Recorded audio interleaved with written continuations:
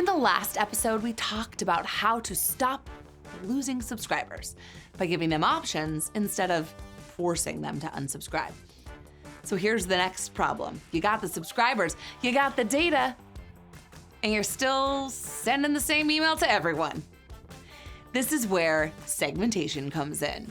In today's episode, I'll show you how to clean up your segments before harvest season so you can send more relevant emails without complicating your life.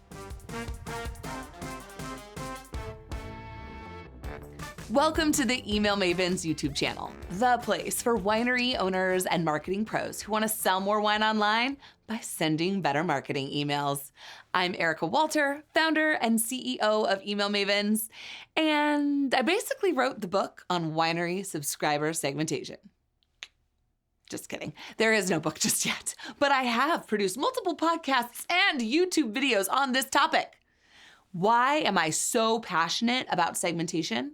Because wineries need to stop writing to their friends and start connecting with the individual human beings that make up their subscriber base. The most efficient way to do that is segmentation. Most wineries don't have a data problem. We have data for days. Wineries have a clarity problem. Tags, lists, segments, maybe even a preference center, but no clear plan on how to leverage that data. So when harvest hits and things get busy, when push, the send button, comes to shove, everything gets sent to everybody. Still, stop the insanity. Let's simplify this. Segmentation isn't about organizing your data. It's about making better decisions before you hit send. So as you clean things up before harvest, I want you to think about your list in 3 simple ways. Who's paying attention? What they've done? And what they've told you they want. Let me walk you through that. Number 1, engagement. Who is actually paying attention to you right now? Who's opening, clicking, maybe even buying? And who's just kind of there? You don't need anything fancy here. Just ask, has this person engaged with our winery in the last 30, 60, or 90 days? Not everyone on your list is at the same level of attention, and you shouldn't be talking to them the same way. Next, behavior. What has this person actually done? Have they purchased, visited, signed up at an event, clicked on certain offers? Because past behavior is one of your best predictors of what someone will do next. And if someone has already bought from you, come on, you know what I'm going to say. Your job is to get them to buy again. And finally, interest and intent. Now, this is where things can start to get really powerful because this is what someone has actually told you that they want, what they signed up for, what they've clicked on. Yes, clicks are like telling you things, what they selected in your preference center.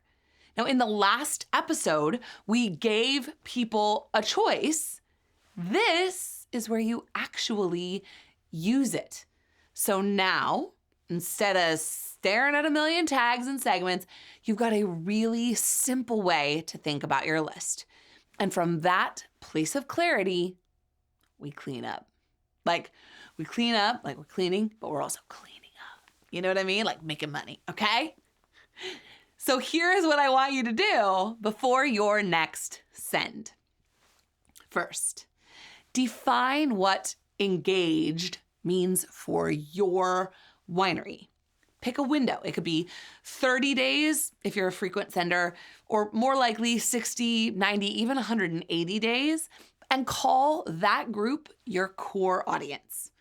Second, figure out what the 2 or 3 behaviors that actually matter for your business are. So those could be buyers, visitors, members. You probably don't need more than that, okay? And third, Look at what you already have. Your tags, your forms, your preferences. You probably actually have more data than you're using. And then finally, and this is the most important step, send your next email differently. Send something just to your engaged group, or just to buyers, or just to people who told you they care about events. Because if your segments don't change what you send, then your segments don't matter. Now everything gets easier because people are getting what they want at the right frequency with content that actually fits them.